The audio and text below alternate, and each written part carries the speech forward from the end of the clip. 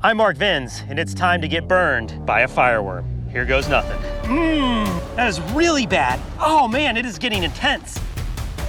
Here we go. That is a very good-sized fireworm. And yes, welcome to another sting experiment. This time, we're going to attempt to solve a mystery, a bit of a scientific question as to whether or not the fireworm is indeed venomous. All right, there we go.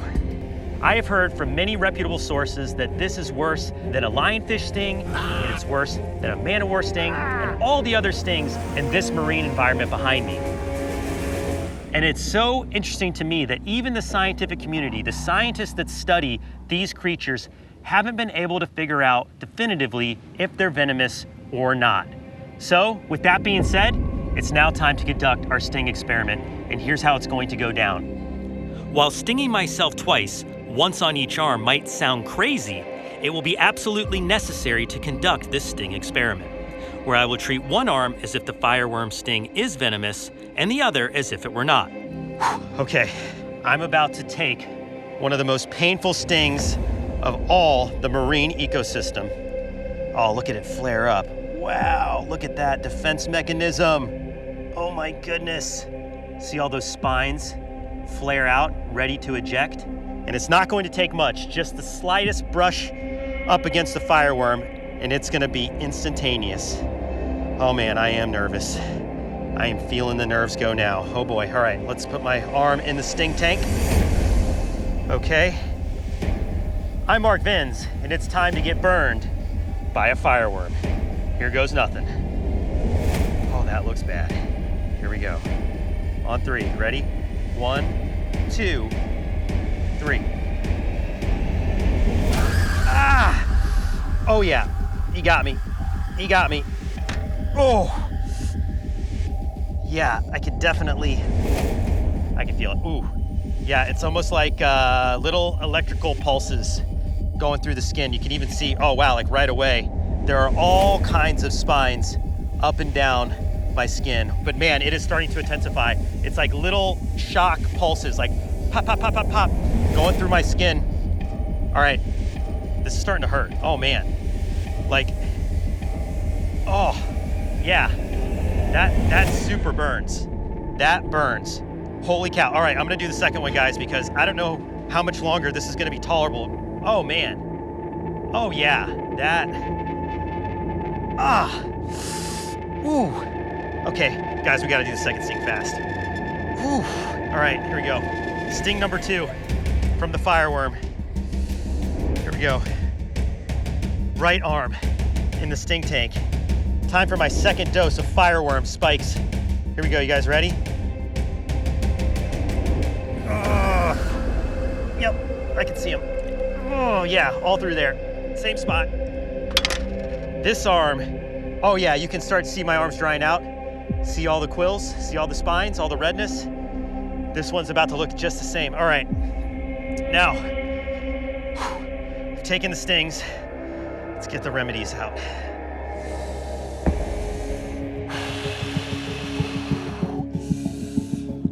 Oh, don't do that. Don't, oh man, that hurt worse. Yeah, do not blow on them. Oh, searing like a hot needle. I tell you what, guys, I can tell right away, this isn't just irritant. There's something else going on, for sure. Woo! Oh man, you can really see the inflammation starting over here. Ah! Oh, mighty. The adhesive technique we're going to do on both arms. This is the same thing you're going to want to do to the stings. If they're venomous or not, I'm gonna try to rip out as many of those spines as I can. Hopefully this causes not too much irritation and gives me a little bit of relief. Here we go. Oh, that is tender to the touch. Oh, ready? Okay, I've got the adhesive pretty well on there. 1, 2. Oh, yeah. Woo, okay, I got a lot of them actually here. Man, I taped it a good job. At this point, we're gonna go in for side 2. Here we go. same thing. 1, 2, 3.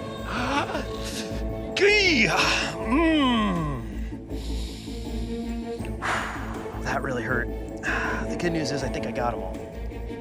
Yep, you can see, got the spines out again. Now comes the second step, and this is only for the venom treatment. First thing we want to do is we want to apply some household white vinegar. Vinegar has the ability to render any venom that would be on the surface of my skin inert. Oh man, it feels cold to the touch, and that actually feels good. And we're gonna leave this vinegar on here for another 5 to 10 minutes, and then we're gonna go to step 2 of the venom treatment. That is hot water. Oh, yeah, wow.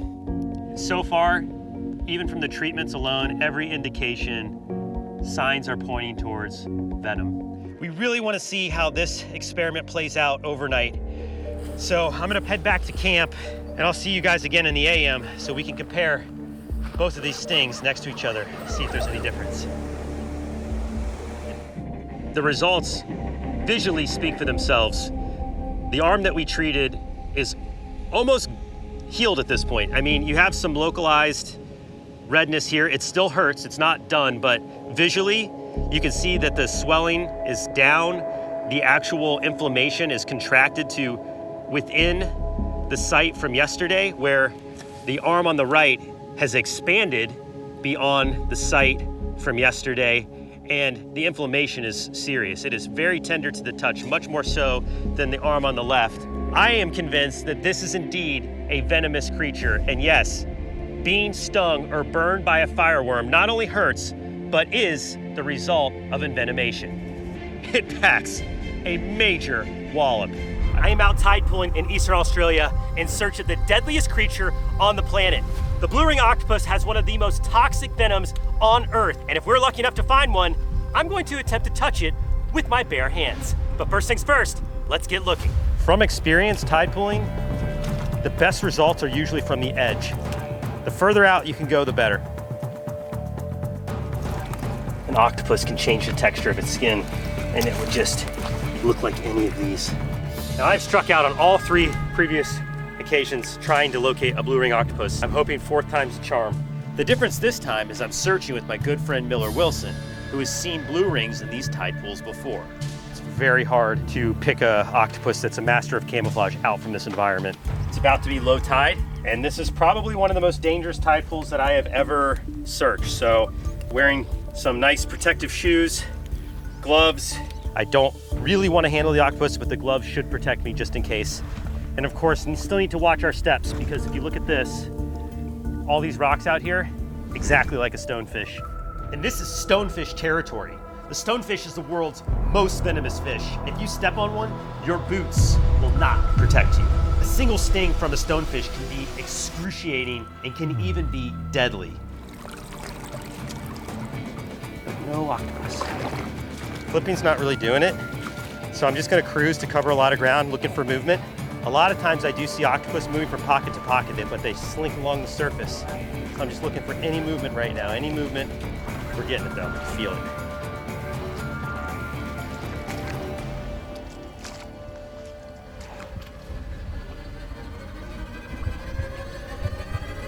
Oh my God, I got an octopus. I got a blue ring, guys.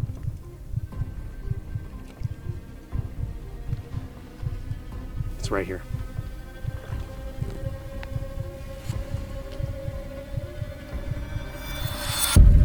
There it is. I missed it. It's right in here. It's right here. How could I miss that? That was it.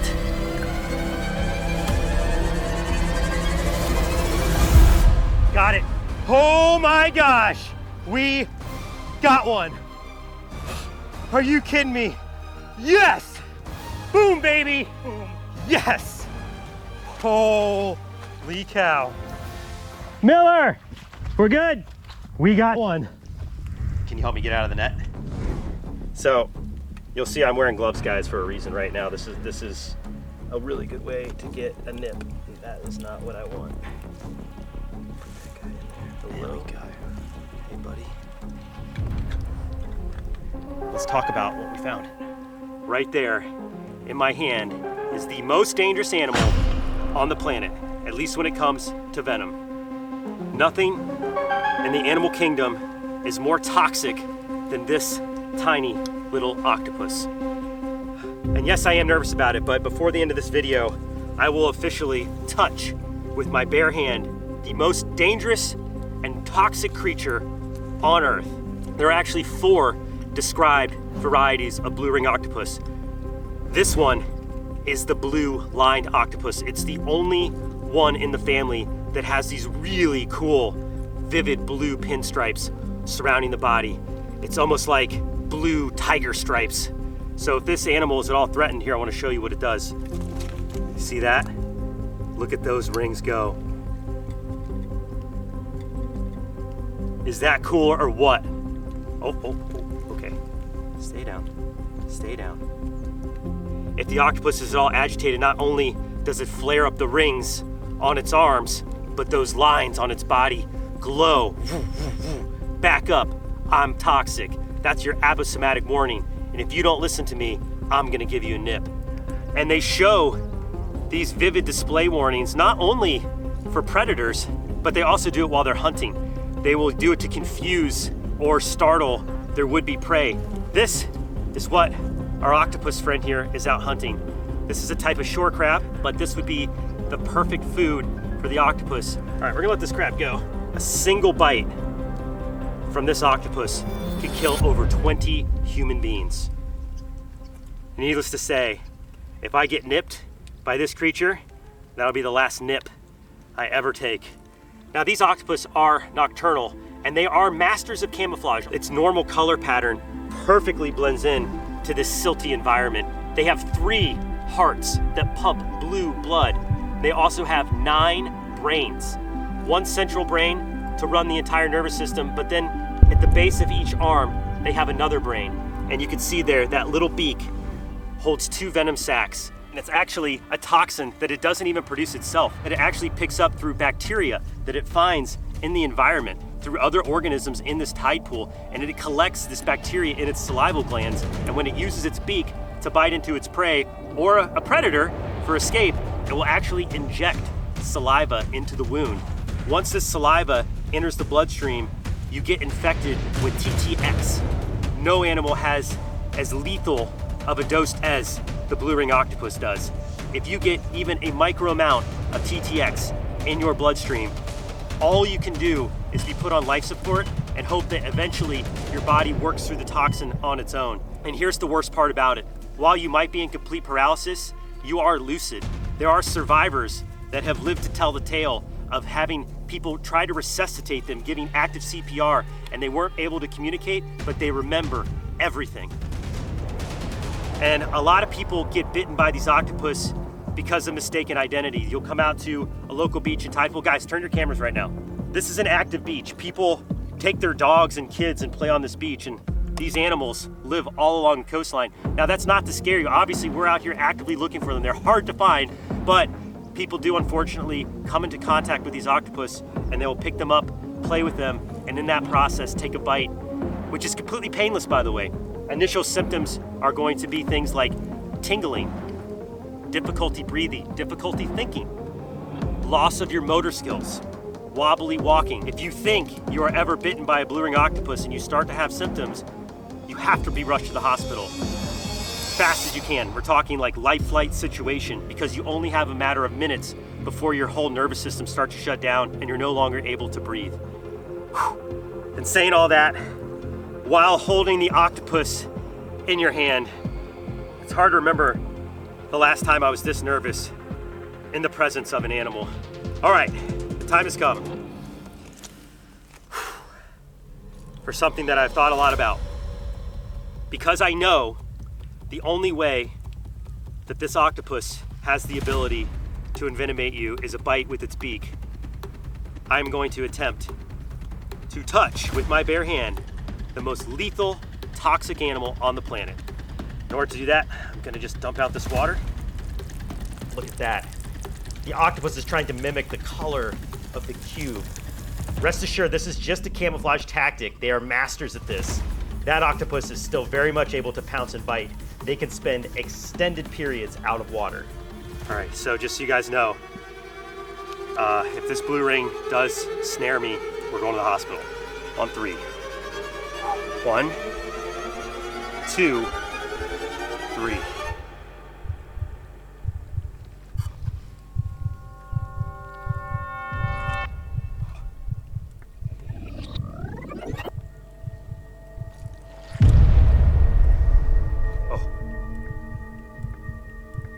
That made me nervous.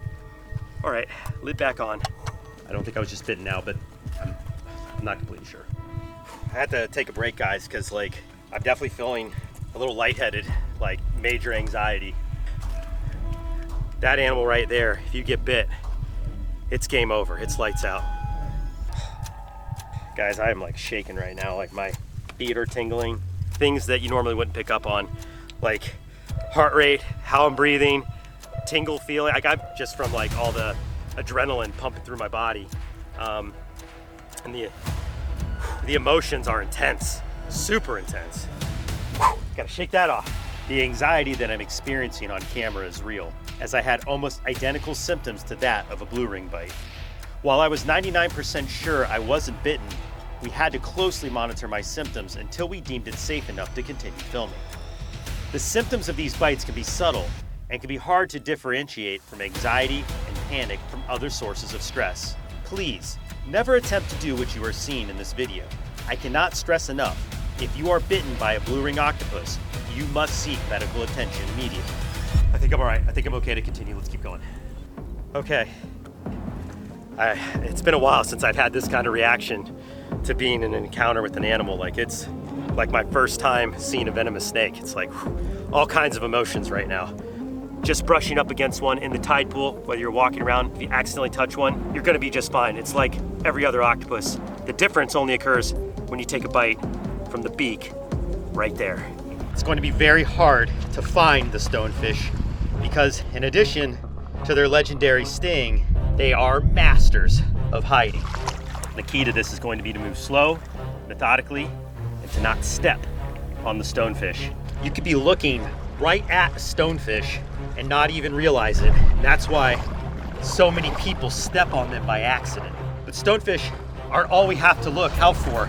This isn't the only animal that could do you harm here in the tide pools off of Australia. We also have cone snails and the blue ring octopus, one of the most lethal creatures in the world. And not only is it risky just being out here, but we also have to beat the clock. The tide is coming in fast, and this whole area is about to be completely underwater. So if we want to catch a stonefish, we need to do that before it happens. Everything looks exactly the same. This is going to be tough.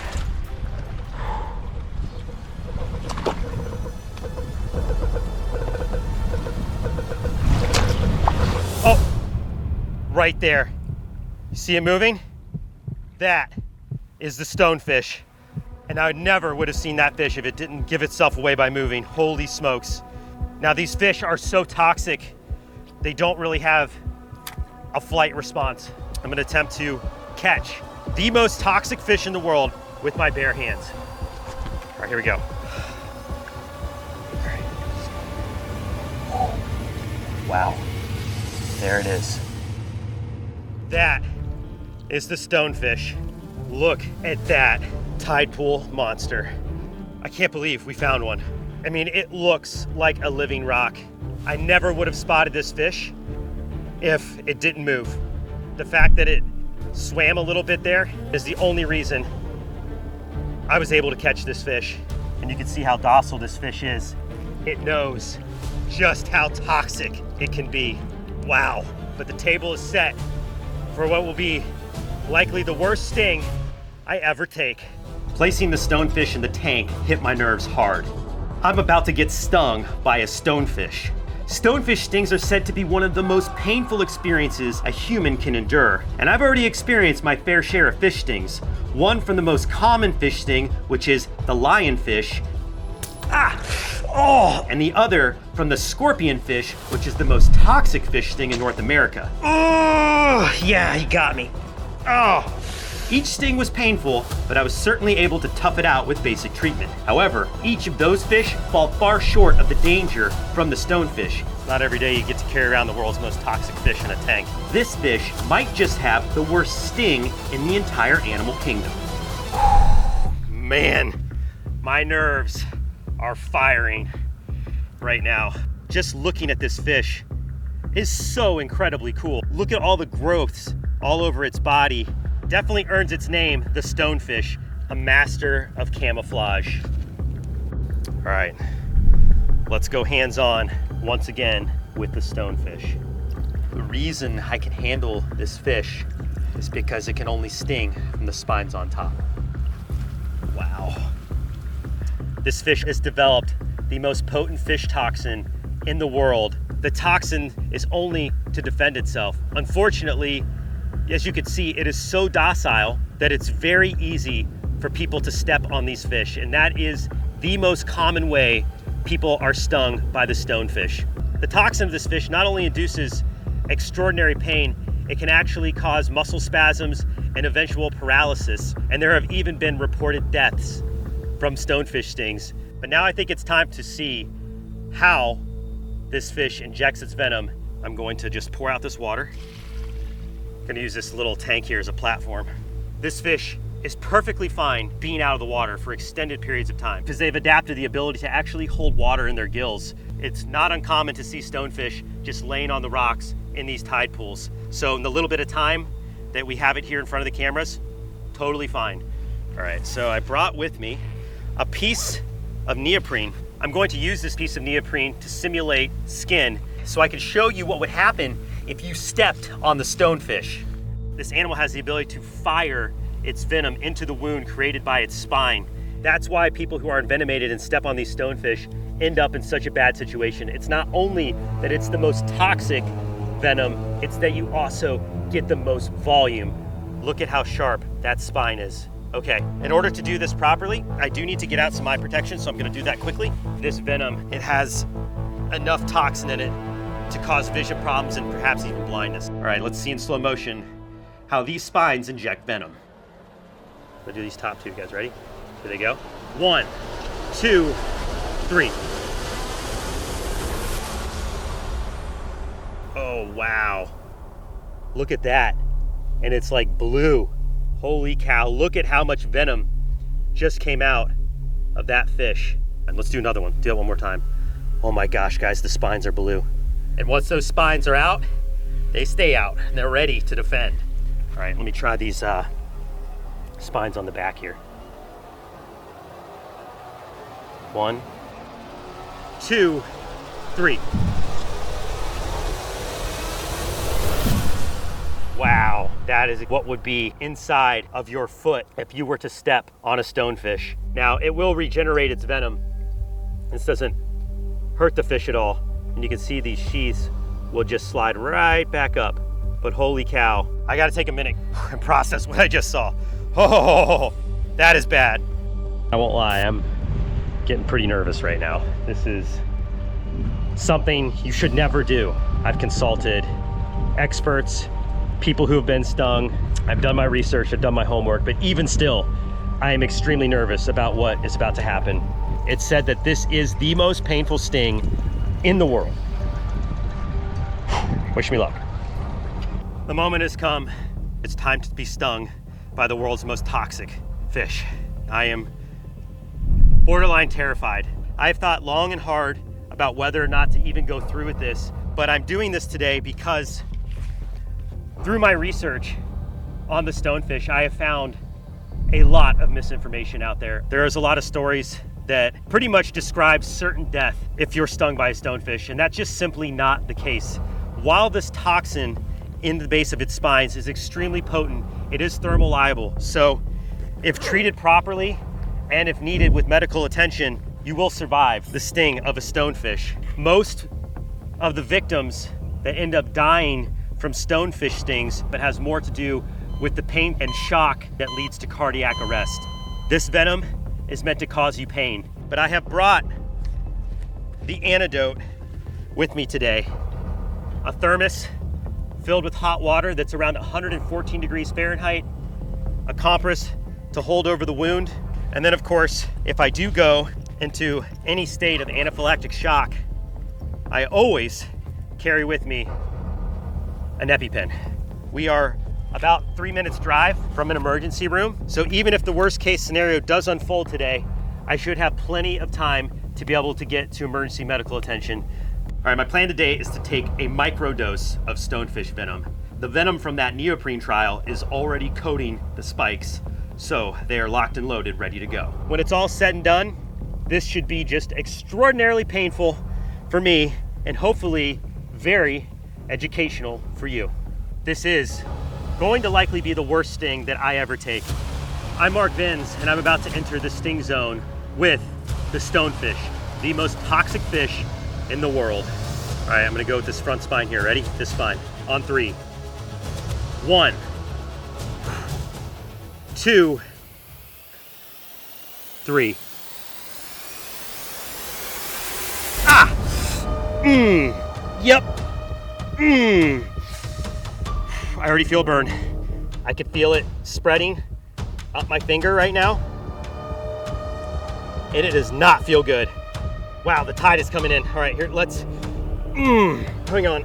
Let's move out of here, the tide's rolling. You okay, Mark? Yeah, hang on, I'm gonna come over here. Andrew, put the fish back in the tank, man. Oh, right there is where the spine went in. God, immediate fire, spreading up my fingers. I can already feel it in these 3. Can you help, Mark? Are you okay? No, I'm okay right now. It's like a different magnitude of pain. It is like throbby, achy. Hang on, I gotta walk it off. Yeah. I'm gonna try to tough it out for a little bit. I wanna see how far the venom spreads before I start applying the first aid. This is borderline unbearable. Oh my gosh. Let me know when you need the water, Mark. I'm just like, it's making me nervous. Oh my gosh. Yeah, it definitely drew a little bit of blood. Oh, and it is hot. It's like closing my hand is becoming hard. Yeah, it's spreading. It's like all up the back of my hand now.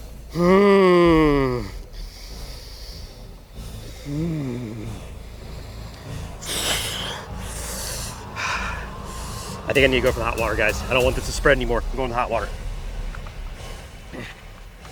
There we go. Stonefish is good. Now, I need to fix myself. So this hot water will actually stop the venom from working and should help my pain. Every bit as painful as advertised. I never want to do that again. And I need to get more hot water on this sting. And hopefully the pain subsides, but it's still increasing for me. Tingling pain continued to build and spread up through my shoulder all the way to my neck. Even a month after the sting, I still have numbness and tingles in my fingers. The immediate pain wasn't enough to send me to the hospital, but as we released the stonefish, I could imagine what would happen if a full load of its venom were to go in my foot. That instance would send you directly to the hospital. And if you're ever stung, please, you should seek medical attention as soon as possible. Needless to say, the stonefish certainly lives up to the legend of being the most painful fish on the planet. Bloodworms hunt for prey in the tidal mudflats of both the Atlantic and Pacific coasts of the United States and Canada. They have also earned the nickname sludge worm, since their habitat consists of thick mud and quicksand that can easily swallow your boots whole. To find these slimy predators, worm diggers use special rakes to quickly peel back mud and reveal worms on the move that could be sold as prize fishing bait. And while they can be difficult to find, some of the best worm diggers in Maine can collect up to 1,000 worms a day, with the largest ones growing up to 15 inches long. After hours of digging and covered head to toe in mud and sweat, we fill the bucket and set the stage for one of the worst bites we've ever filmed. Welcome to the bloodworm bite table. What I have in front of me here are 5 very large bloodworms. No, these are not your granddad's night crawlers, folks. These are natural born killers. Armed with 4 venomous fangs and an appetite to match, we have been told that these worms pack one heck of a bite. Some people say that it's like a bee sting, And locals have even told us that they've seen worm diggers crawling out of the mudflats in near tears from being bitten by these carnivorous worms. But there is one key piece of information that we learned from the original bloodworm video to today, and that is you can actually head a bloodworm.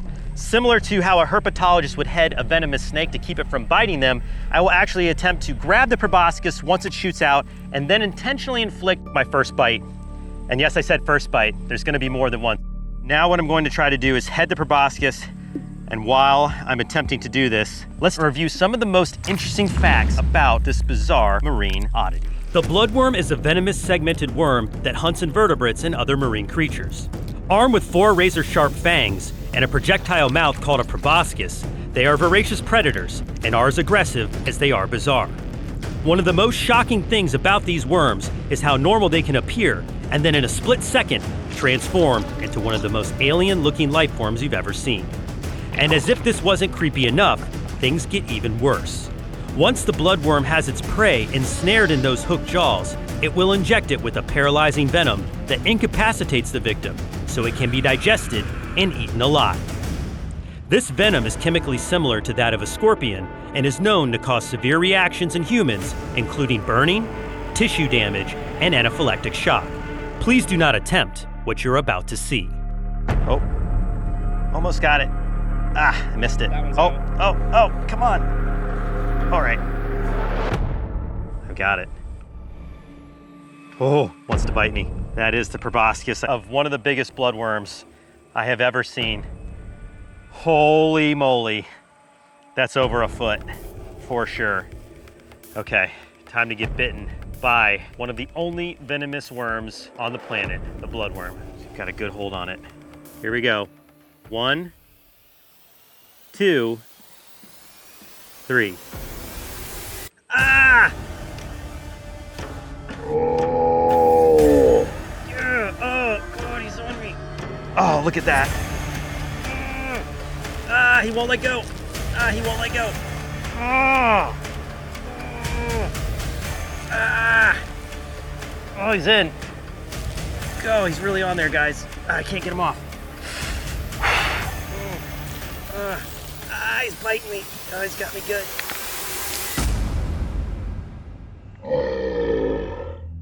Yeah, he got me. Ah, man, it didn't break the skin. It was definitely latched into me, but its fangs I don't think are long enough to break the skin of my finger. I wonder if I try on a softer part. Let's try my wrist. It's a little bit thinner there, a little bit softer. All right, here we go. Let's go in for the second bite on 3. 1, 2, 3. Oh yeah. Oh, yep. See him tug on the skin? Ah, he's latched. He's latched. Ah, yeah. Oh, I can't get him off. Yeah, he's got me. You see that? Ah, keep rolling, keep rolling. I'm gonna try to pry him off. He's really latched on. Come on, let go, let go. Ah, he won't let go. Oh, he won't let go. Gotta get him off. Ah. Oh yeah. That was a full-on bloodworm bite. Boy, that burns. There wasn't much blood produced from the bite, but I've got blisters forming, and that's likely due to all the inflammation and swelling. I feel it in the nervous system. My wrist is screaming right now. Super painful burning sensation, a lot like a wasp or a bee sting. Those fangs are like little talons, and it just grabbed right through the skin and did not want to let go. They were like barbs on a fishing hook. They were just in there, and really, I wasn't able to get the worm off until it decided to relax a little bit, and I pried it back, but those fangs are definitely sharp enough. Yikes, that hurt. Now that we've witnessed what a single bloodworm is capable of, let's see what happens when I submerge my hands in over 100 of them. Do bloodworms hunt in packs? We're about to find out. Whoa! Look at all these worms. That is a container filled with over 100 bloodworms in this tank.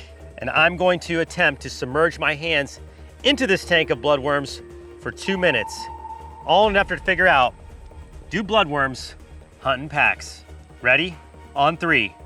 1, 2, 3. Oh, that feels so weird. Ah, I just took my first bite. Hit me on the pinky. It was a bite and release. Oh, I could feel them. Yeah, I could feel more proboscis going. It's like you could feel them tense up and then poof, it fires out. The anticipation is killing me. If you could see them wriggling, they have their little sensory tips, sensing their environment for anything that they can eat or get those jaws on. Oh, I could see a lot of them are shooting their proboscis out already. They sense something foreign in their environment. I gotta look away. This is like too much anxiety just looking at this container. This has gotta be the creepiest thing I have ever done in my entire life. Just so disgusting, feeling all those worms wriggling around my fingers. One thing that we noticed earlier is that as soon as one of them fires their proboscis, it seems to create a rapid fire effect. They all do it at the same time. They're going crazy. They are. Feel them wriggling around my fingers. Oh man, oh yeah. Got another one. Oh my goodness, so creepy. All right, how much time left? 30 seconds left. All right, this has gotta be the longest 2 minutes of my life. 2 minutes feels like an eternity. Oh, the bloodworm bite tank. Oh, this is horrible. Give me a countdown. 5. Got me again. 3. That's 3. 2. 1. Definitely got nailed on the pinky on this side. And I got 2 nips between my fingers, here and here. Definitely got nipped 3 times. Wow, that was weird. What a crazy day on the Brave Wilderness channel. Well, I don't know if we can definitively say that bloodworms like to hunt in packs, but I'll tell you this. They sure don't mind sharing a meal, but man, that original bite, that was a serious, serious chomp from a bloodworm. It is absolutely swollen and very tender to the touch. I have a feeling I'm gonna be in pain. The bite of a bloodworm was no joke and ended up becoming one of the most painful experiences I've endured so far. Overnight, the swelling increased dramatically, and the burning around the bite spread through my hand and up my arm, nearly locking my wrist. Then, days after the initial pain subsided, I had a secondary reaction, where the bite zone flared up with an aggressive rash and itched at least twice as much as poison ivy. In all, it took 3 weeks to heal from the bloodworm venom, and I'm here to officially say the scary rumors of bloodworms are 100% true. Hey guys, I think I got a crab here.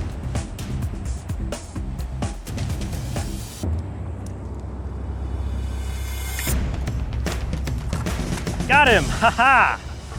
This is a swift-footed shore crab, and they are very difficult to catch because, like their name, they're very swift. Now, these crabs are very, very common in these tide pools. In fact, we were here last year and I caught one and took a photograph and put it on Instagram, and it was one of my most liked Instagram posts of our entire production last year, but unfortunately we could not catch one again to get it on camera. So I'm really happy that I was able to find one today to show you guys.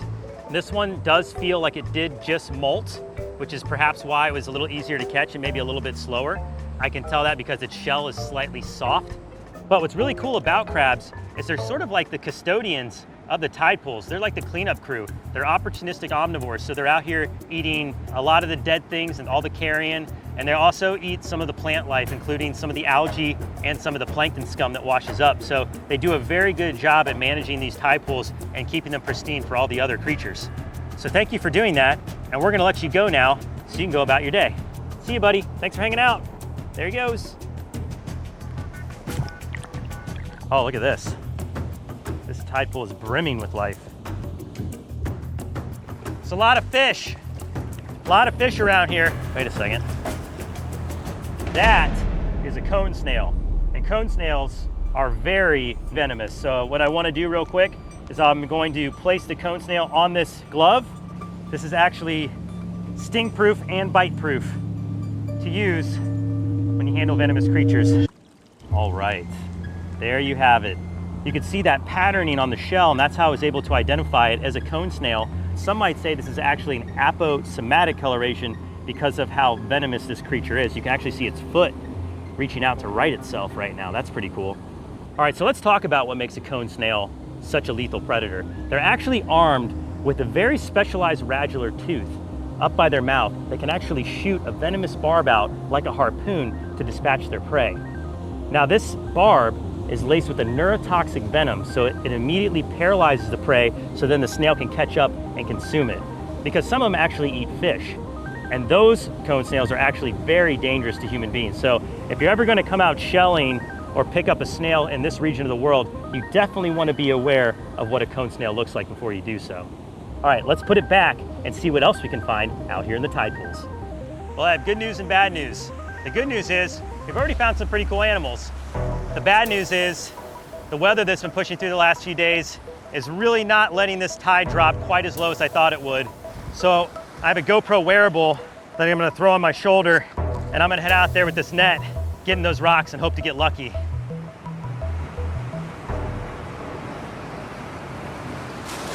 Whoa. I'm glad I moved that mic pack. Nothing around here. I'm gonna move through this way. Getting a little precarious. Oh boy. Woo! I'm really glad the mic pack's on this side and not that side, because I just got drilled. The storm surge is for real. Okay, let's make our way around here. Getting soaked. Nothing. Seen a bunch of fish darting in and out. Hold on. What's that? There's something right there. An eel! Oh my goodness. Check this out. Wow. Look at that. Okay, I can't keep it out of water for too long. We gotta go find a spot to do the presentation. Let's go over here to this pocket. Wow. I think what I wanna do to present this eel, because I can't really handle it out of the water, I'm gonna put it in one of our cubes. Here, can somebody hold that eel in the water there, just like that? Okay, cool. I get my pack off. Let's fill this up with water. Okay, this is a delicate little maneuver. Now, got this real quick. Okay, got it. Perfect. Yes. First things first, let's talk about the type of eel that we found here. This is a snowflake eel. It's called a snowflake eel because, as you can see on its side through the center line, it has all these beautiful patterns in the shape of snowflakes. Now, an eel is actually a fish, not a snake. A lot of people confuse these animals with snakes, with sea snakes, and they are not venomous like a sea snake at all. Although they do have razor sharp teeth. In fact, they have 2 rows of teeth on the top, 1 row of teeth on the bottom, and then get this, inside their throat, they actually have another set of jaws called the pharyngeal jaws, which is an inner jaw structure that it uses to actually munch on its meals and draw in food as it has the rest of the prey item clasped in those front teeth, which is pretty creepy if you think about it, but a highly adapted mechanism that has allowed these eels to thrive in ecosystems like these tide pools in Australia. Wow, do you see that? It's trying to bite its reflection. Now, eels in particular are actually fairly aggressive animals. They're actually one of the animals we have to worry the most about when we're out there diving. They don't really back down. They're very courageous creatures, and they're not really afraid of human beings. And they have been known to attack divers at times when you get too close. So whenever we see eels underwater, we always want to keep our safe distance from them. But in a unique situation like this, I'm able to take an eel and put it in a container and get it right up close to the camera. That is so amazing. Now, eels have extremely poor eyesight. Even though it has very beautiful eyes, those bright yellow eyes on each side of its head, they really can't see very well, so they rely heavily on their sense of smell. Their sense of smell is incredible. In fact, if we get a tight enough shot, you can see it has these little yellow appendages coming out of its nostrils, and it can use those to direct its sense of smell. So it's a pretty cool little adaptation that it has. And these animals, like most morays, can filter water by opening and closing their mouths and then dragging the water across their gills for respiration. Well, I say that caps off an excellent adventure today. We came back out to Australia's tide pools to find something we've never found before, and lo and behold, we find our very first eel. The waves are fierce tonight. The storm surge that's been through the last few days is not gone yet. There's a lot of lightning that we're seeing. It's far enough away from where we're safe at the moment, but that could present some challenges later. A little crabby.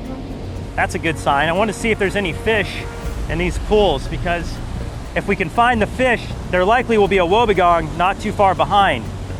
Oh, there's some kind of fish. Look at that. That's what the Wobbegong are after, which means that we're on the trail.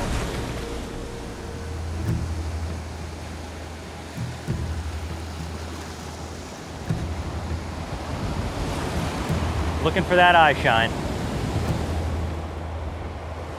Hang on, I might have something here. Guys, turn your cameras on, I got one. Oh, I got it! Woo! Yes, that's a Wobbegong. That's a nice one too. The big net did its job. Okay, let's head up here in a little shallower water so we can do the presentation. I'm actually going to get the Wobbegong out of the net. This is a great little shallow pocket of water for us to observe it in. There you go, buddy. Whoa, see that? That was a warning. I have very sharp teeth and I will bite you. Is that a good shot for you guys? Okay, cool. Let's take a look at this shark. So you'll notice these sharks have a beautiful cryptic patterning up and down their body, and that really helps them blend into their environment. Another thing that helps them blend into their environment is actually their sensory appendages that are around the face and sides of the head. Really gives them that mossy, carpeted look, which also has led to their name, the carpet shark. And they do have a very rough skin, like most sharks do, not at all slimy. And you'll see here now that this shark has become very relaxed, very comfortable with us being around it. It's very comfortable being in the shallow water. And this is a natural thing to happen to these sharks sometimes. Oftentimes they'll be out here feeding and the tide will recede back faster than it can escape. And it'll have to just hang out here in the pool and wait for the high tide to come back in so it can swim back out to open sea. Now, a lot of people out there think that sharks have to be moving in order to breathe. And that's not actually true with a number of species, but specifically with the Wobbegong, they can remain completely still and breathe just fine. You can see it right there, gulping in water and actually pushing it out the sides of its gills, just like that.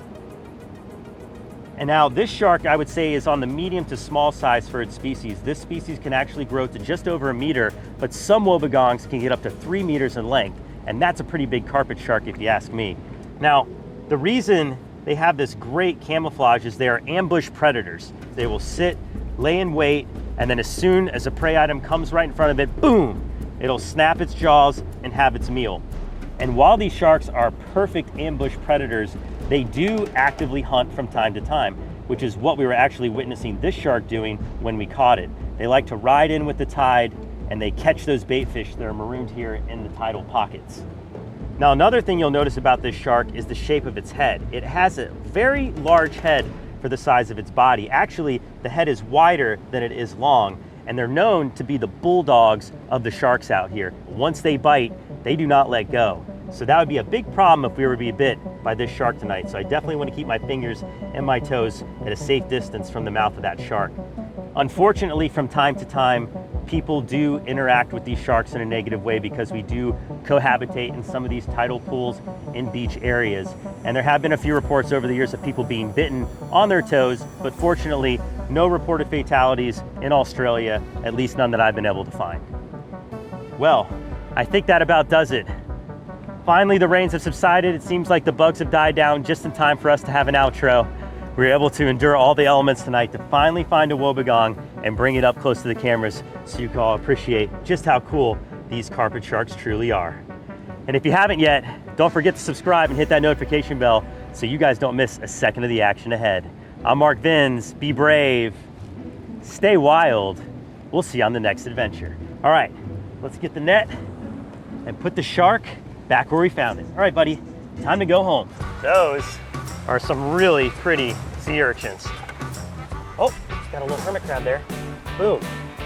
Look at that. Hermit crab, yes. Let's see what we've got here. Oh, I've got a fish. Looks like a sculpin. Woo! Look at that. Yeah. Whoa. Whoa. Very slick, very slick. Okay, let's lift up this rock. Oh, Look at that! All of those brittle stars. Wow, okay, cool. These are great. Oh boy, look at what I found. Sea star. Yeah, man, look how cool that one is. Going in the bucket. That'll be perfect. Oh, and another hermit crab, great.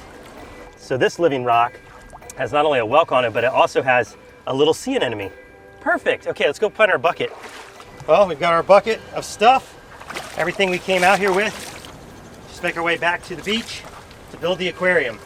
Okay, we've got our water for our new friends here. This tide pool day aquarium is going to be a lot of fun to build. And this is something that you can do even if you don't live near the ocean. You can do this with pond creatures, you can do this with creek creatures, you can even build a worm farm if you're not near any water like Mario and Coyote just did in Columbus, Ohio.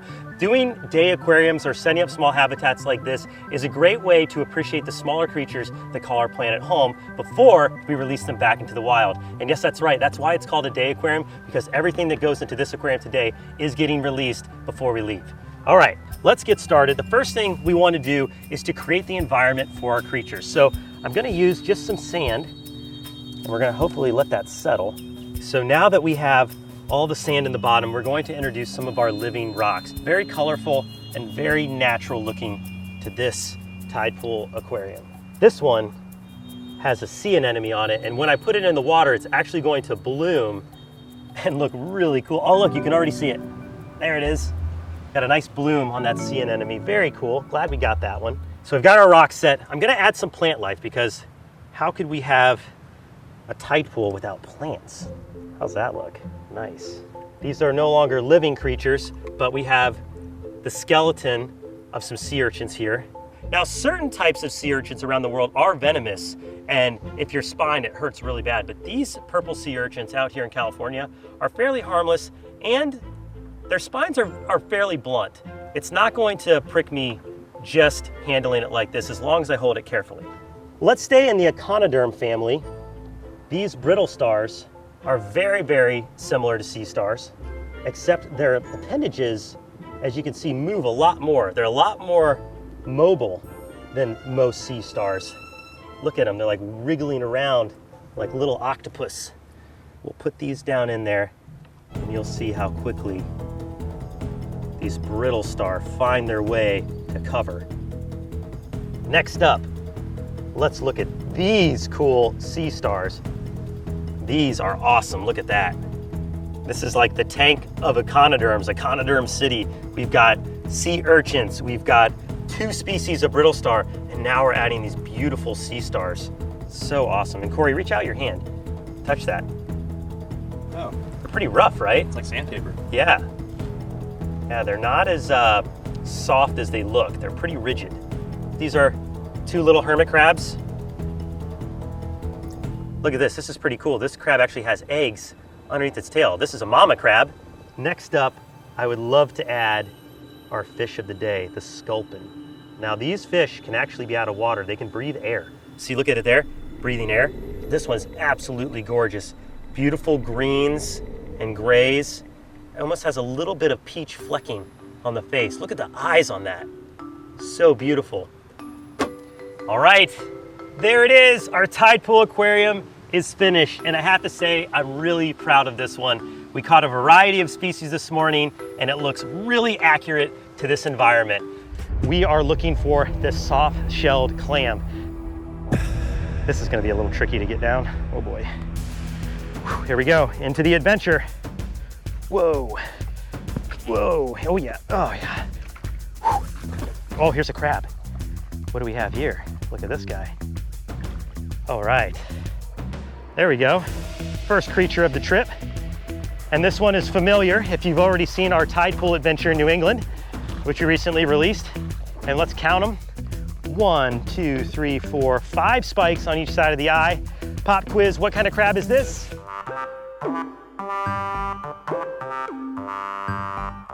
If you guessed green crab, you are absolutely correct. That's a good sign, healthy environment, lots of life. Now this is an invasive predatory crab, not necessarily the best thing for these environments, but they are established at this point.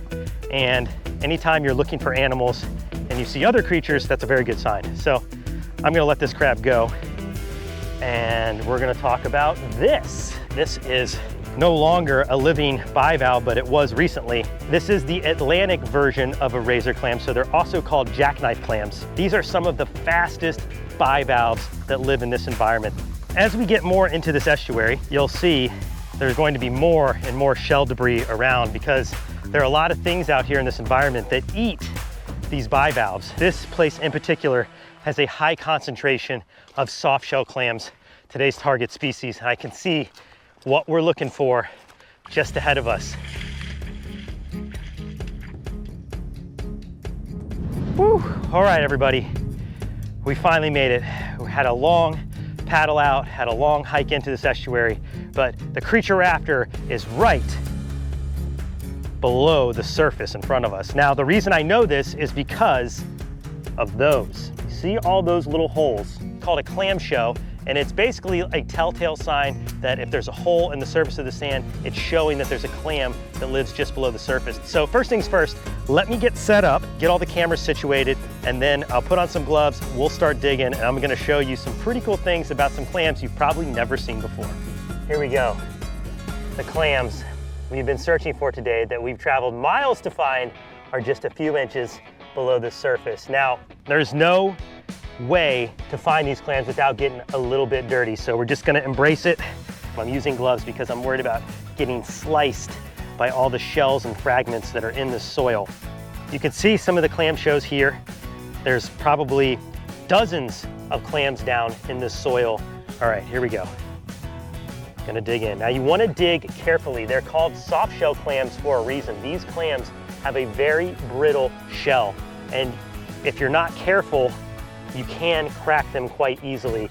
And what I'm feeling for are the ridges of the side of the clam, because these clams are vertical in the soil, meaning they lay on their side, not flat like the hard shell clams. I got one, okay. First clam of the day, this is exciting. All right, I'm just gonna move this back. Here we go, I'm gonna wiggle it out. Oh, there it is. Our first soft shell clam. Look at that one. Oh, it's squirting everywhere. They actually are called squirting clams or spraying clams because they do squirt water out just like that. But that's a really good one to look at. We're gonna put that off to the side. Oh, okay, got another one. Let me show you what I found. I'm gonna get the other camera. So if you can see down in there, that is the top ridge of a clam. And what I wanna do is just take it out, just like that. Check that out. That is a nice soft shell clam. Let's see if we can find one more. You can see here, that's why I'm wearing gloves. You have all these fragments of shells down in the soil. Let's see if we can find one more. Oh yeah, here we go. There we go. Oh yeah, that's a good one. I think that's gonna do it for the finding of clams. We're gonna leave this open right now because we're gonna put all the clams back in, but I'm going to get out a container, fill it with some clear water, clean off these clams so we can take a super close look at why this is such a bizarre creature. Okay. All right, there we go. Let's first talk about the shell of these clams. Now these shells are very brittle, and like I said when we were digging it up, we had to be super careful as to not crack the shell. If the shell is cracked, the clam can actually get sick and die, so we would not want that to happen. But these shells are actually made out of calcium carbonate produced by the organism itself from the things that it eats. It will build layer after layer of shell. It will grow up to a size of 4 inches in length. They are called bivalves because they have 2 shells, and that's why it gets the name bi, meaning 2. And this clam in particular is interesting because it cannot close all the way. A lot of other mollusks and bivalves can actually close up in their shells all the way. They're always looking kind of half open. Don't worry, they're not sick. That's exactly how they're supposed to be. You see that little nubbin? That is a siphon, and the siphon has 2 tubes, and believe it or not, this siphon can stick up to the surface 8 to 12 inches. But right now the clam is taking cover. It's very bright out, so it's gonna be as tucked in as it can. When the tide comes back in and this clam is back in the soil, it will put that siphon all the way up to the surface, and that's what's making all these clam shows. That's what gave away the clam's location to us for this adventure. Now what's cool about this siphon is it has 2 tubes, one for taking in water and one for expelling water. These clams are filter feeders, so when they're drawing in water through one side of the siphon, they're actually taking that water across their gills, to absorb the oxygen, and then all the food that they're eating, which is that microscopic algae in the water, goes to their mouth and then it goes all the way through the digestive system. And these clams, believe it or not, can filter up to 50 liters of water a day. And for a little creature like that, that's pretty impressive. So pretty much all day long, when there's water covering where they live, they're like a vacuum cleaner, just drinking up and filtering that water. Pretty cool. Now, the other thing that I find particularly interesting about these clams is their life cycle. They don't start life right here in the soil. They actually start as planktonic larvae. So the male and female clams will spray their gametes and their eggs into the water column through their siphons, and they will float out to sea. Now, when those eggs hatch, for the first few weeks of life, these clams are actually free swimming organisms, or larvae. And when they grow big enough and become heavy enough, they will actually sink to the bottom. They will affix themselves to grow even larger by using byssal, which is that spider web-like strandy stuff. Now here's the really interesting part, and the one that really impresses me. These clams know when they grow large enough, release that byssal, and they will actually ride the tide back into the estuaries. And once they find the perfect spot with the right kind of soil, they will use their foot and they will dig down. And once they're there, they will spend their entire rest of their existence right in that place, which could be up to 12 years. And I think that life cycle has to be one of the most impressive things that I learned when researching this bivalve. And I'm happy that I finally got to share it with you here today and to show you these really cool and bizarre soft-shell clams. Well, that about does it for us. Let's put these clams back and head home. I'm Mark Vins. Be brave, stay wild. We'll see you on the next adventure. All right, back you go.